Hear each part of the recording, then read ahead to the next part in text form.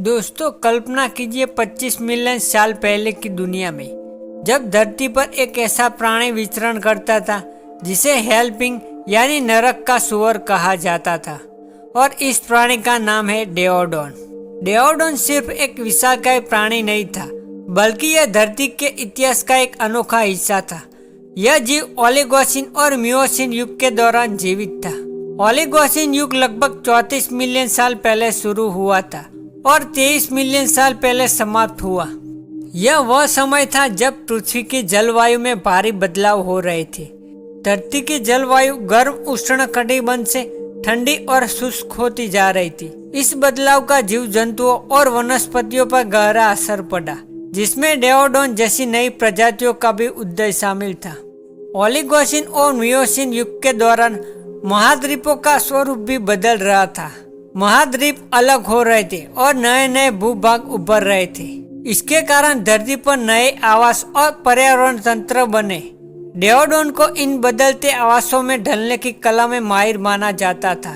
इसकी अनुकूलता ने इसे समय की कठोर परिस्थितियों में भी जीवित रहने में मदद की। डेओडोन की ऊंचाई लगभग 6 फीट तक थी और इसका वजन 1000 पाउंड के आसपास था। सोचिए यह कितना बड़ा और शक्तिशाली प्राणी रहा होगा।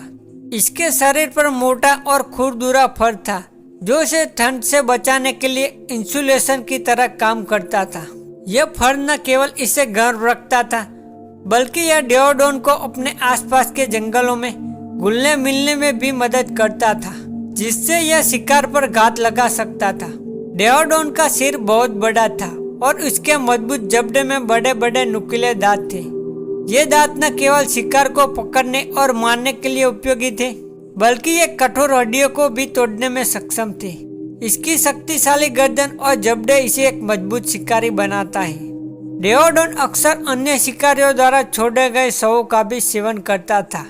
यह एक सर्वाहारी था, जिसका मतलब है कि इसे जो भी खाने के लायक मिलता वह उसे खा लेता था।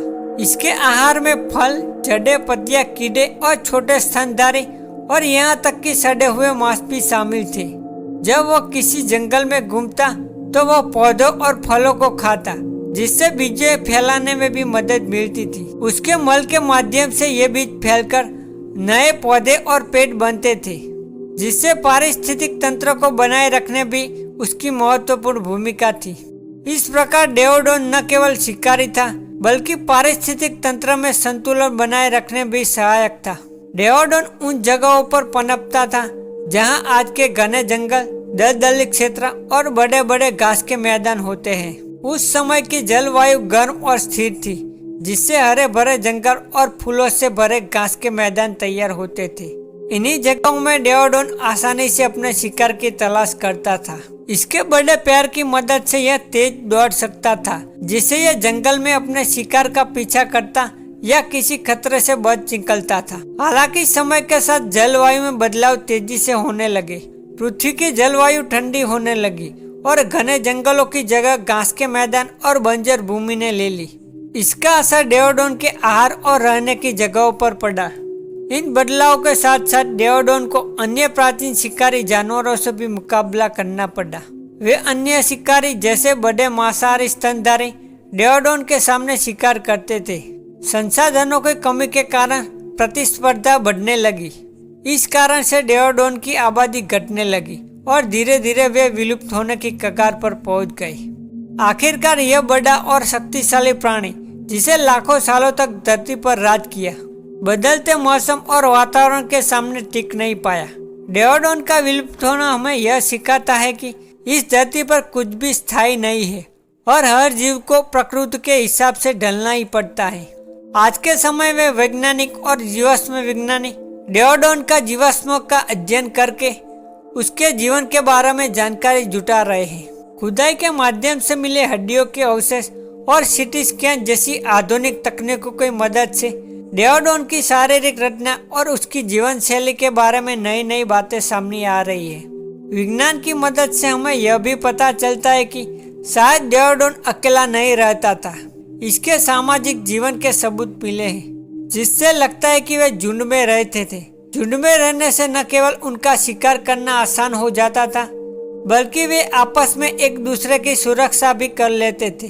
यह व्यवहार आज के जंगली सुअर के समान है।